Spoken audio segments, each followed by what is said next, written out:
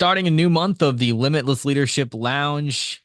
The colors of the leaves are changing here in Rochester almost already, but one thing is not changing is the leadership insights that we're bringing to you, the young and emerging leader. I'm John Gehring, joined alongside today by Coach Jim Johnson, who has brought along a special guest from education, who's going to give us a lot of insight for young and emerging leaders because he's also started his own consulting, which is going to be very valuable to you, whether you're starting your first leadership position or maybe you've just been promoted.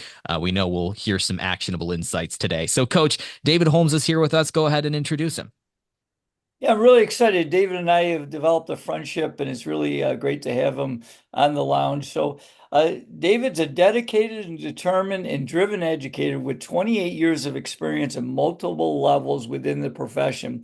Most recently, is the last 4 years as a superintendent of Brightening Township Schools, where he's actually 26 of his 28 years of education. He's been involved in that school district. His additional leadership experience as vice chairman of the Dickinson County Healthcare System Board of Trustees, the Marshfield Clinic Healthcare System Board of Directors, and middle level commissioner for the Michigan Association of Secondary School Principal Board of Directors. He's also, I know, starting his own business in consulting, and he also has a master's degree in educational leadership and administration from Northern Michigan University.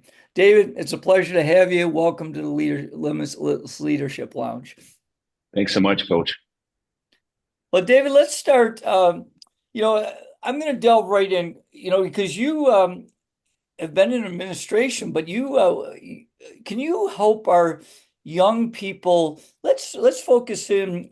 Although I know you're consulting a little bit outside the educational world, but help a young educator that would like to move into leadership positions. What advice would you give that person? Because I know you went from a principal to a superintendent, which is usually a little bit unique. You do see it some, but it's more usually take another step working like in the district office before you become a superintendent. So just tell us a little bit about your journey and any advice you would give to a young leader that would like to move into leadership in education.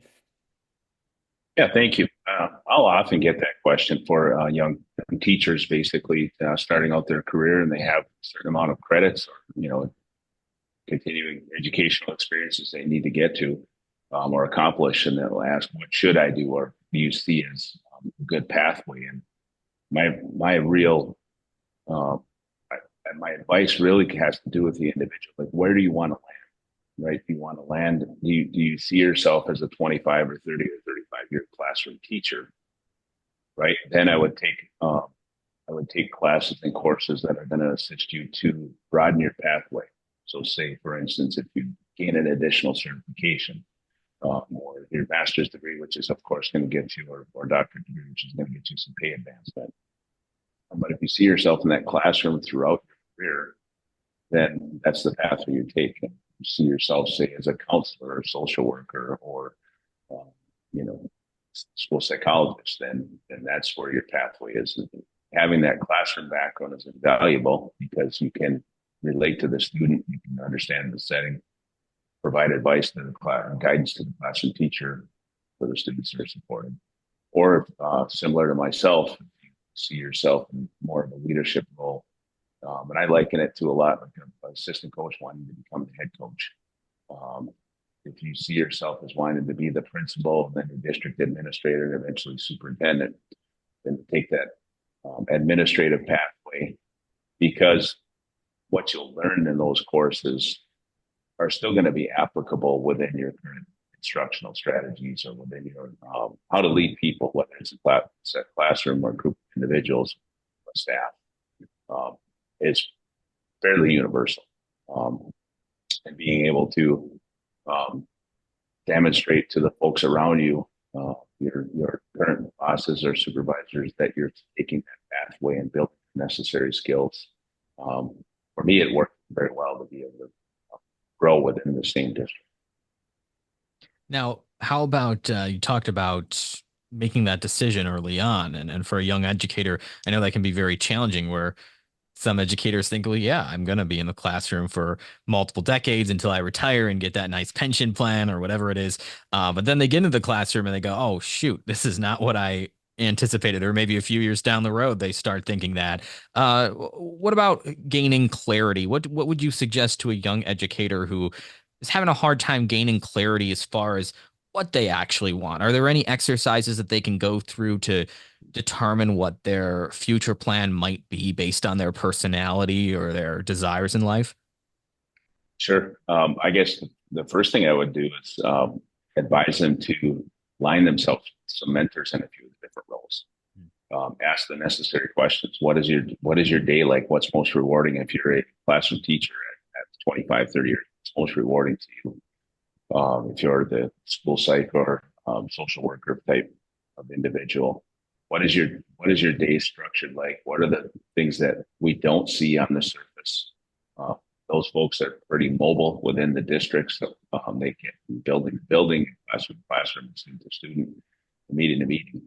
So they have a varied day, but they have a lot of, certainly large responsibilities and accountability for those students or staff members they work with.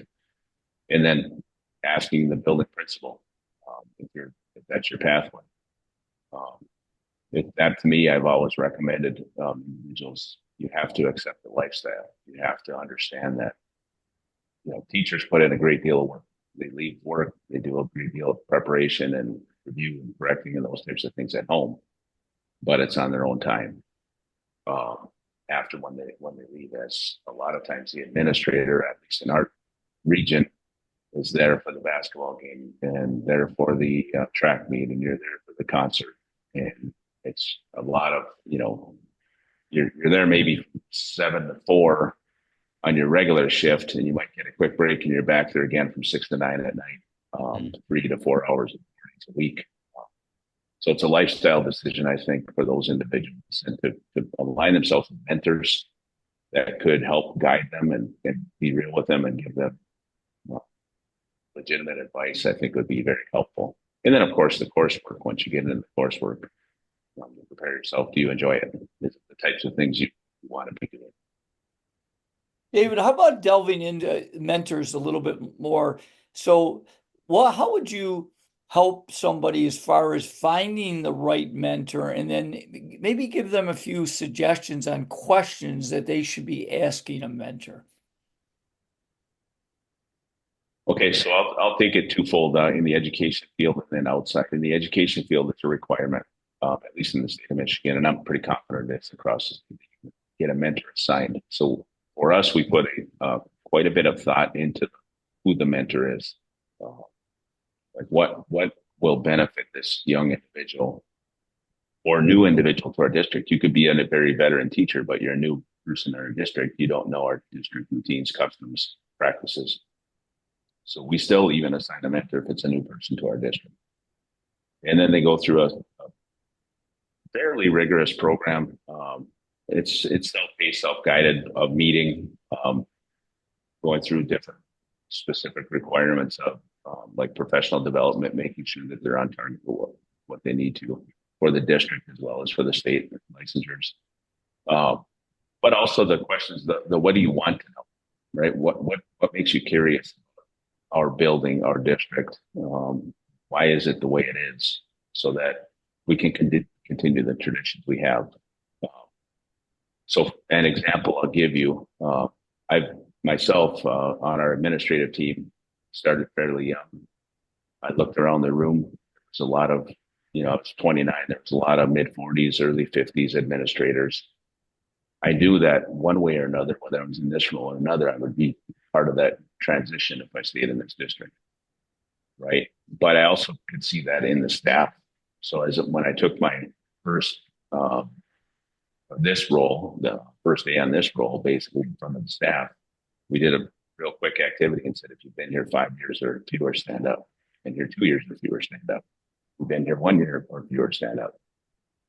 And then the 25% that was still left seated said, okay, have a seat. Those of you that were left seated, if you want us to continue path of success, you better darn well contribute to mentoring everyone that just stood up.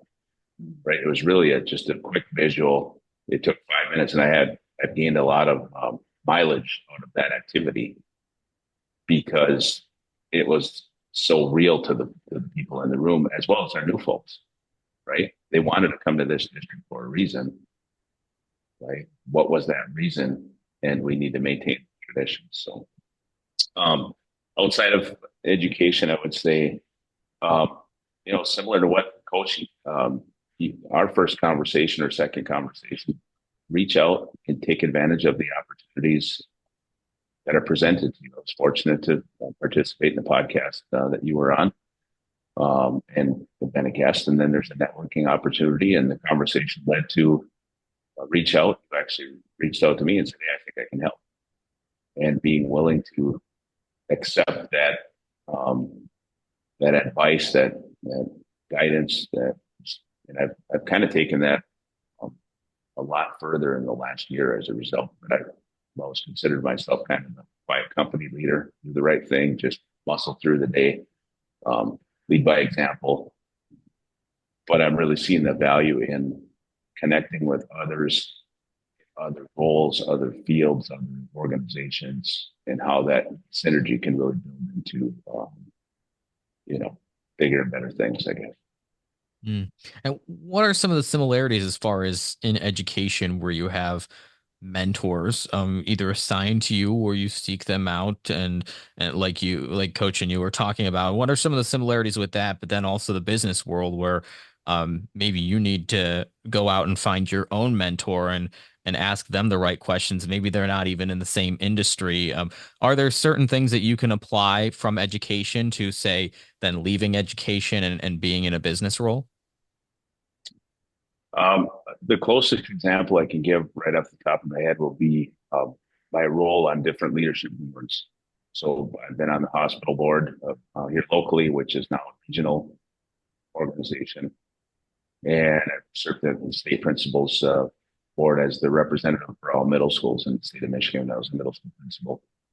In the transition of being able to pick up those tips, tricks, ideas from those other industries, even though the principals association is centered around education, is very different than an actual school building or school district. It's an association, or think of more like a lobby or advocacy group.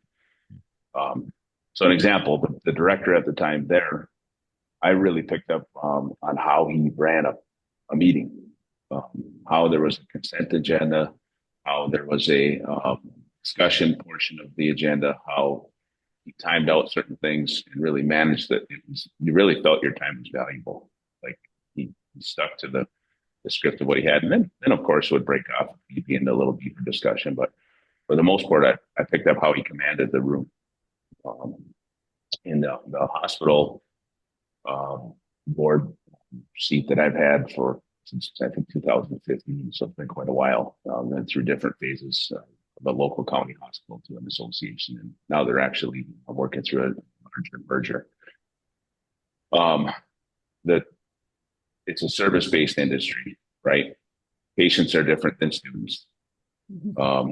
We earn our revenue different than they earn their revenue, but there are so many similarities in the leadership roles in the organization, the importance of, I guess, catering to the customer, right? For us, we kind of have two customers, the students and parents, as well as the end product is really the industry is really our whatever that is. Universities or industry, that's our real customer, and parents and students are our partners along the way. And the same thing in the medical field. Their customers are patients, right, and their families, but the actual outcome is the product they produce. The outcome: are they healthier? Are they did they save their life? All the things that go with it. So I think there's a lot of parallels I can draw there, and have learned a lot from participating in these different opportunities. David, we talk and hear so much about, I'm curious, what are your thoughts? Because culture is so important, in building a culture, whether in my case was my basketball program, your case is like an entire school district.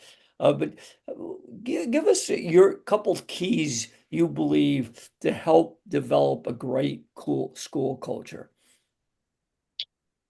Yeah, I think, the natural thing for those outside of school is they think of that school spirit, right? The team, the organization, the school colors. Those are the things that are inherent in kind of championing that. But, really modeling, I think modeling what you want to see, modeling for the other leaders, so that the leaders then model within the staff or with the students. The message you share, whether it's written, or your voice in front of an audience or to the greater community. I've heard it before, and I have used this quite a bit. You get probably one withdrawal in the bank for every 10 deposits. You got to do, 10 really good things where you have something that's a difficult conversation. And I would say I learned that quite a bit as a young administrator. By my 8th or 10th year in a role, it was so much easier to work through a difficult problem with a family or with a community member, staff member, than it was in my first year, because you had built that credibility long term, right? So there's that trust that you've built over time. And then, I think beyond model and message, it's that growth mindset. Where do we want to land? Right? Where do we want to be in a few years from now? 3 to 5 year kind of game plan. What steps are we taking along the way to get there? I will say that I think I've shared this with Coach Jim. Culture is what drove me to this district. I grew up 2 hours west of here and took college about an hour and a half north of here. But the tradition of the district and then the reputation of the district, and coming here actually to an event, looking at facilities and all the things, that we just knew this is where we wanted to land if we were going to be somewhat close to home. So it was built for us, but it's now you want to be the keeper, right? The person that sets it up for the next phase. So. And one of those big parts of culture, David, is something that I know as a leader, a lot of times we have to manage, and that is conflict resolution. I know there's probably not much conflict in a David Holmes led district, right? But still, inevitably, it's going to come about. Do you have some advice for young leaders, whether it be in education or somewhere else in the business world, when it comes to conflict management and resolution? Well, 16 years in a middle school as a middle school principal gives you a lot of conflict resolution. It truly does. Kids are great kids. That age group, we've all been there. They're impulsive. They do things that they shouldn't. They say things that they shouldn't. They don't always even know what they're saying or mean it. So that's a little, that's a real good training ground, I would say. But I think you can't manage 2,000 students and 200 or so employees, or if I was a principal, 600 or 700 students and 40 employees or 50 employees all at one time by being everywhere. So I think the biggest thing is you manage expectations, right? You manage what you expect as an individual and or building or organization or district, and you use the expectation as the backbone of your conversation. So if I use you two as an example, it's a conflict in the situation or circumstance, I would talk with each of you, most likely individually to start off, bring it both together, clarify the expectation of whatever is happening, if it's going off the path, so to speak, what on the path behavior looks like, on the path culture looks like, and then try to guide and steer that person into the path of where you want them to be, right? The needle back to where you need to be and resolve the conflict. But those are some difficult conversations at times. Sometimes you get into the root. It's much deeper for the individual or the relationship between the individuals. And that would be more of one conflict. But just occasionally, if I look at the big picture culture of an building or organization, it can drift real quickly. And there's certain pockets of the year, Coach, you were in education for many years. You know those pockets of a year of a basketball season. I bet game 15 of your 20 game season or whatever it was when you had to hop on a bus in snowy February evening, it wasn't as easy to motivate as it was for game one or the tournament game, right? So you have to be able to understand the circumstances where you're at and manage that overall expectation and work through that individual situation to align with what you expect long term. Hey, David, because you talked about the middle school, and I did work in the middle school for a few years, so I get that. But for our listeners, can you give us maybe a story of a time of a conflict and how you got it turned around? Um, yeah, without I guess releasing names or circumstances. It really had a lot to do. So we went through a time frame of growth just prior to my involvement in administration. And there was an economic downturn in the late 2000s in finances, and we had some local factories closed, where our enrollment dropped some. And then back, real strong again through school of choice. But there was a lot of, we had in each middle school setting, there was teams of teachers, right? So there was, say, within our sixth grade, you had different teams of teachers. And there was a lot of really good people, but these things, whether it was economics and potential layoffs or competition and who's going to have a job at the end of the year, that type of thing, right? And not they were bad people. It was just difficult times for everyone. So how do you manage through that circumstance with the individuals? Really, we had to really go back to what's the system? Why do we have two teams? Right? We have two teams because it's the best way to schedule for our students. Are we going to continue that? Potentially not. Why? Because it's an economic downturn. We need to be able to survive the next 3 to 5 years. So there was a lot of debate and discussion around whether or not we should merge those teams together in the building. And it was a little bit with the veterans who had gone through a lot of training, as well as the folks that were younger and worried about losing their jobs based on seniority. So it was became a difficult circumstance to manage through. And what we really had to focus on, what's the outcome, right? The outcome is survivability. How do we preserve the best education for students, preserve the most employment for individuals, and everybody's going to have to adapt and adjust. If you talk students, I can reference a million. Not really. If I use teenage boys or young boys, I always really try to balance out, like, say, playground behavior to aggressive behavior on a playground. So, for instance, was it really a major conflict, or was it something that was illegal, kind of, and we have to involve that. So a lot of that in general, but without getting into specifics of individual students and their behaviors. I hope the staff example gave you a little bit better example.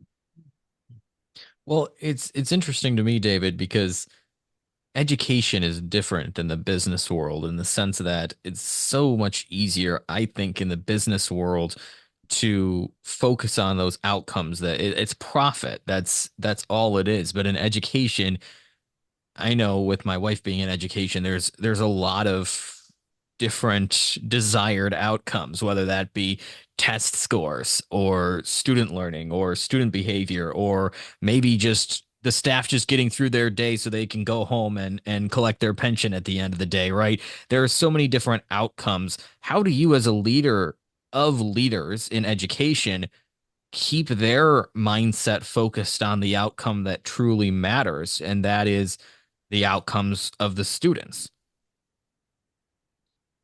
Yeah, and you hit the nail on the head. It's person to person. One parent cares about the outcome of the test score. The other cares about the child is safe. The other cares that they have a meal leave that day, right?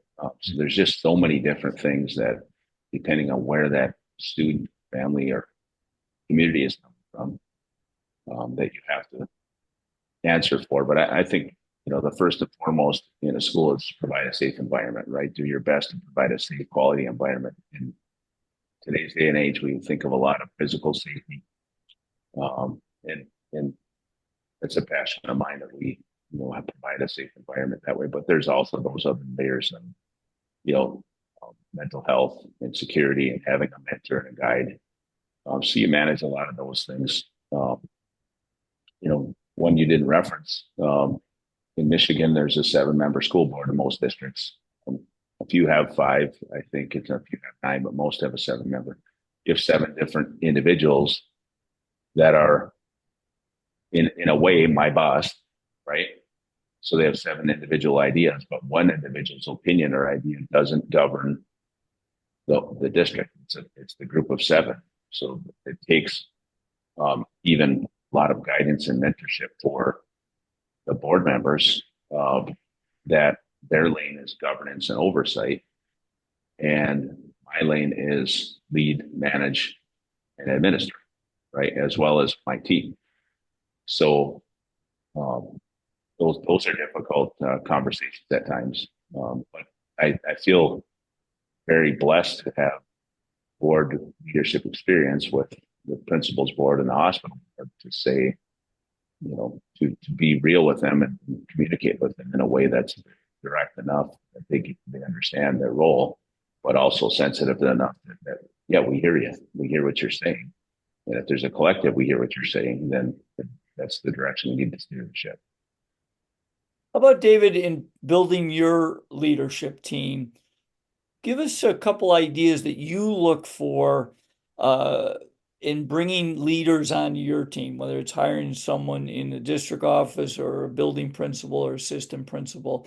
What are some of the qualities you're looking for? And I'm always curious too, because to help people is maybe you have 1 or 2 really good interview questions to try to find what you're looking for. Oh, great. Well, in our district specifically, we've done quite a bit of promoting from within, classroom teachers that have become assistant principals and then principals. District leader, we have an individual that we just picked up in a director of instruction role we haven't had for a long time. Was a former student and watched her in her role locally here, working for, in Michigan, we have intermediate school districts, but had the right fit, the right culture, and the right, I guess, she was the right fit for our culture, I should say. Wanted to come here for the right reasons. One of the big things that I personally look for is, are they ready for the job right now? Right? Can they do the job right now? Off the shelf, kind of at the not the basic level, but at least at the mid level. Can they come in and fit that role? And then the next part of it is growth potential, right? Do they have that growth potential to reach a certain level? So as an assistant principal, they have the potential to lead into a principal and potentially district leadership. Well, again, say an assistant principal position, will the staff respond well to them, right? Who are they leading? Will the staff and students respond to them? That's an important thing. And then, I guess, referencing your questions, that the biggest thing is, what will you contribute beyond the minimal expectation? What things can you bring to the table that we aren't aware of, or that you want to see drive this organization even further and better in the right direction?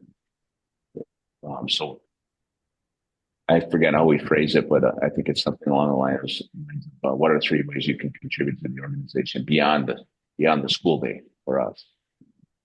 What we're looking for there is it a lifestyle commitment? Do you realize, yes, as a leader and administrator, I'm going to spend more time, more energy after the day is. Is it a family commitment? Does your family understand what happens? We want, certainly folks to be engaged with their family. You don't want to be a slave to their organization. And do you have new ideas? Hey, I have this blank I would like to see brought to Brighton Township School in Kingsford. So 1 or 2 or 3 ways you contribute beyond the normal expectation of work would be my probably a clincher interview question. That's a good one. I do like that. And then how does that translate as well to a leader? And maybe there's a lot of overlap, but a leader in the business world. I know you do a lot of consulting. What would you advise them as far as bringing people onto their team, as far as what they should look for and what kinds of motivation that they should seek out? Well, one would be, um, I think today's day and age, we need to be mindful of what's out there with the workforce. A lot of folks in businesses are struggling with the workforce. So a few years ago, I would say it's very important to have strong industry knowledge. Mm. I would be more apt to lean or guide someone taking what I would consider a one-off, right? Does somebody have the ability to transition from sales to marketing, or do they have the ability to transition? If I use myself in education, I've led and guided people for 22 of my 28 years. Do I have the ability to transition into another organization in a leadership role that's in the business? You know, when that time comes, I would say yes, definitely. I feel very comfortable doing that. But I think maybe some organizations get tunnel vision that it's specific to their industry, but with today's day and age in the workforce shortage and the demand, and the ability to work remotely, I think they should be considering more one-offs, like not way in left field, not way out there, like totally different from what you do, but who has the skills and characteristics that can transition into your organization and assimilate quickly. David, I was, curious with your journey. Tell us one or two positive and maybe negative things you learned from some of your bosses or leaders that you've implemented in your life or decided that's not how I'm going to handle. For example, like, when I was growing up, Bobby Knight was one of the top coaches, yet his style certainly, although I could yell, don't get me wrong, Yeah. but I hopefully didn't throw any chairs on a court. But is what I've learned. Like I had a mentor early in my career where I learned some really good things, but I also learned a couple things that I just would never do as a leader. So I'm just curious from your perspective, one or two things that you felt that you've learned that you've been really helpful for you, and then maybe one or two things that you saw as a leader that you don't think would be a good thing as a leader today. Yeah, I would say probably the biggest thing I picked up from, whether it was all the way back to even, coaches in sports and classroom teachers I've had and watched, is the importance of the integrity of your position, right? So do you do what you say you're going to do? And do you continually do it well, time and time and time again, right? You become really predictable in the way that you're going to manage and expect things, so that folks know what the bar is and continue to strive to meet that bar. So that if I even think, we talked about students and student conflicts, or staff conflict, or those kind of things. I felt in my span of time in a building leader role, and I basically tracked the data to back it up, that those situations were fewer and fewer and fewer the longer I was in that role. Because, and I truly feel it was myself as well as the individuals around me, set the culture to have that level of expectation. And like, if it's a student, they just knew that's not going to fly here, so I'm not even going to bother. It was a staff member. We established routines, procedures, and expectations for them, so they knew exactly what we wanted, for a variety of things. And I think so. I guess demonstrating consistency over time is really important. I would say another thing that I picked up on, and I think you've been a coach and you've been a million clinics, I can promise, right? But you have Coach Jim. So, and I've been in those roles, as well as a lot of conferences and clinics for leadership. Finding one or two things from that conference or clinic that you can apply to your leadership style, right? And then building the pattern basically for others to follow, so that they can become successful. Like, and I always use former football players. So I use the offensive lineman model. My job is to lead block, clear the way, let my principals and teachers score the touchdowns, and make the passes and get all the stats. And, try to do our best to uphold our district so that they can shine. And I've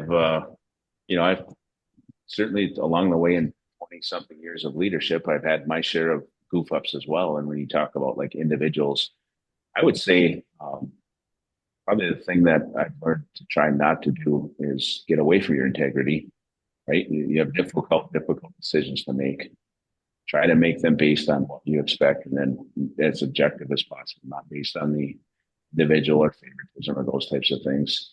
And what really doesn't fly, I don't think it's bullying kind of, and I don't really use that word very loosely. It's way overused. I think there's a lot of bad behavior that doesn't necessarily lead to that continual like derogatory leader. If you don't do this, this is going to happen kind of thing. I've had that at times, and it doesn't live on. It doesn't last very long in most places. Folks grow tired of it, and eventually those circumstances kind of resolve themselves. David, this is one of my main questions that I have for you because I'm curious, someone who's been on both ends of both education and then also coaching and consulting, and all of the different roles that you've held, how much overlap is there in leadership? We think of leadership as different as a CEO versus as a mom or a dad. You're a leader, right? But how much overlap is there in all the different things that you've done when it comes to the term of leadership? And then through that, have you kind of come up with, based on your experience, a definition of what leadership across all areas really is? Yeah, I would say there's certainly you hit the nail on the head. There's a great deal of crossover. If I go back to my young coaching days, one of my classroom teacher days, I would say what made me most successful. I wish I knew now what I knew then, or I wish I knew then what I know now. I would love to see that as a classroom teacher, but like something as simple as how you organize and set up your classroom sets students up for success, right? So the routine, what do they do when they first walk in?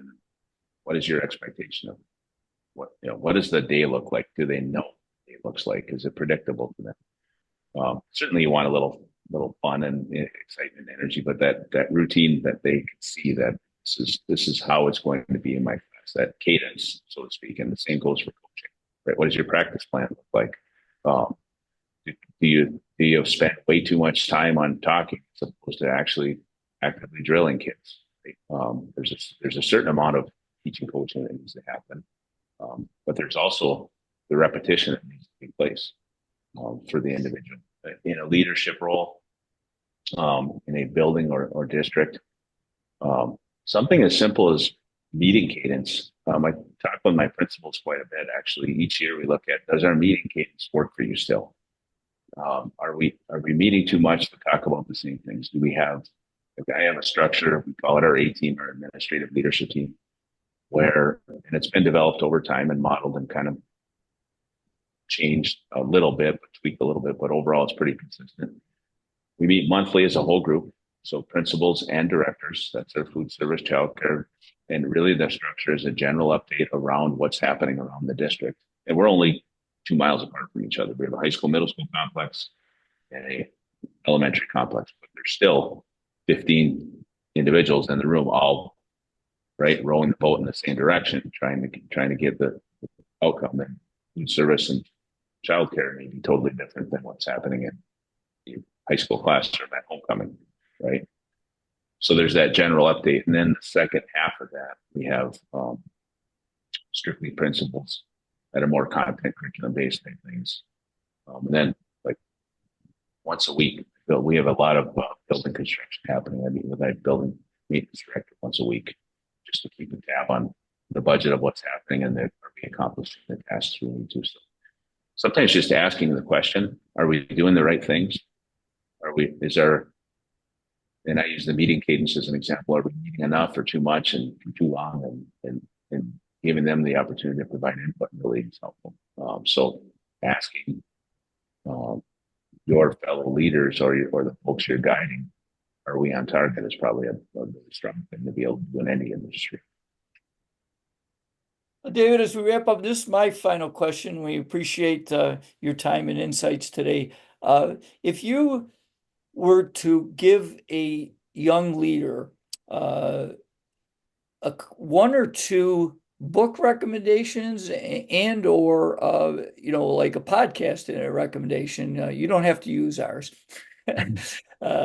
Is what would you recommend that is a young leader, one or two books you'd say, boy, you really should read this, will help you. And maybe you do listen to a podcast or two that you think, boy, you should really listen, as it would enhance your leadership immensely. I've started to listen to more podcasts recently. I would go back to, Crucial Conversations. I think most folks in a leadership role for a long time have read that. Stephen Covey. Good to Great, Jim Collins. How do you move your organization from being the ordinary to excellent? Again, another one that I came across. Actually, we have, I've shared with you, have a real strong community culture here, and there's every gym, every organization has that. The old codger that sits on the corner of the gym and watches every game. And an individual here that grew up in the house right across from the school building that he lives in today. He's 89 years old, and he's one of our greatest volunteers. And he brought me a book recently, and it's about 10 years old, but it's called The Dream Manager. And really, really a good culture book. It's about really listening to the dreams of your employees and try to manage your business to allow them to accomplish their dreams. They're accomplishing their dreams. They're probably doing the things necessary to make your organization successful. And that old, you can't hold a good man or a good woman down, right? You want that person to. We've had folks that have gone on to other things from our district. We're fairly tight knit community where folks tend to come here and work here to stay here, but those things that, good luck to you. We wish you all the best. We want you to grow. We want you to develop. Some it's a family reason, some it's a economic reason, you name it. But to prepare and set them up for success and allow them to accomplish their dreams and guide them for their dreams. That's what the book is all about. I think it's just a great read for an organization or an individual. I got to follow up. Have you, since you read that book, have you implemented anything different to try to find out more about your staff and what their dreams are, or students? Couple things I can go to just individually. So as we're small enough with 2,000 in the district students and about 200 employees, where we don't have the whole human resources department. So individually, without providing financial advice or those types of things, we really sit down, talk with them early on about what decisions they make now could impact them long term. Like, okay, you can pick a pension system, or you can pick a 403b, 401k type system in Michigan nowadays. I'm not going to tell you what's good for you, but I'm going to tell you that you should either way plan and save for yourself best you can early. Just that little bit of advice that is going to help set them up long term. We have been fortunate to add. Well, we have 3 school nurses. For a long time we had 2. We've been fortunate to add a 3rd. Because of that, our most experienced nurse is mentoring the others as they transition into their role. She is also picking up some employee wellness things. So we're looking at just small little things, whether it's a walking contest or how much hydration you take during the day. Those little things she's able to spend just a bit of time on, being that tap on the shoulder to say, "Hey, you ought to be thinking about this." And she's also helping me guide a few initiatives that we're getting started. So we're about 125 teachers, about 65 to 70 staff at any given time. Not all of our folks are full time, and not all of them have access to benefits. So medical benefits, that is. So we put in place a few different things. Like we purchased an app for all of our support staff employees that they can get primary care visits and mental health visits in place. And really out of that dream manager concept, like we can't financially support that for everyone right now. But we can provide something small that might, provide a benefit to you that will help to maintain you as an employee. So maybe at some point you're going to qualify for benefits or you're going to be here full time. So there's an example of trying to take care of the flock, so to speak, or the group, and keep them engaged in our organization and move them along into accomplishing their dreams. Now, David, you work with a lot of organizations and you work with young leaders of all types in both the education and business world. Tell us a little bit about somebody who might want to work with you or be interested in learning more from you, where they can go and how they can get in touch. Well, thank you. So certainly, if it's school related or just in general, I'm always available through my school email address, dholmes@kingsford.org. Uh, Kingsford is the community where Bridie Township School is in, the clarification for Jim.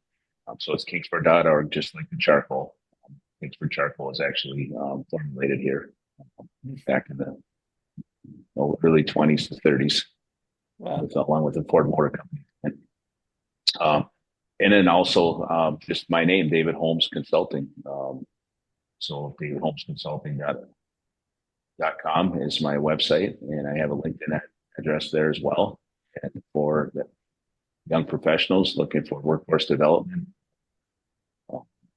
the business or organization that needs that guidance for the young leader, or the organization that needs the experience of a person who's been in the CEO type role or leadership role as well as a board member. And those two roles cross, you typically have conflict and not a lot of growth in the organization. But if they're functioning well, if the board governs and the CEO leads and runs the district or runs the organization, things work really well. And there's times that really needs coaching and guidance, and I have experience on both sides of the coach. DavidHolmesConsulting.com is where you can learn more about David and get in touch, and then let's head on down to the show notes and find David's information there where you can get in touch if you've liked what you've heard today and you would like to hear more from David or interested in following him or potentially working with him and his expertise. So, David, we appreciate your time today and all the insights you've given for our young educators, for our young leaders. It's all applicable, and I love how much overlap there is in all of this. Thank you again for your time today on the Limitless Leadership Lounge. Thank you for having me. I really appreciate the opportunity. Have a great day.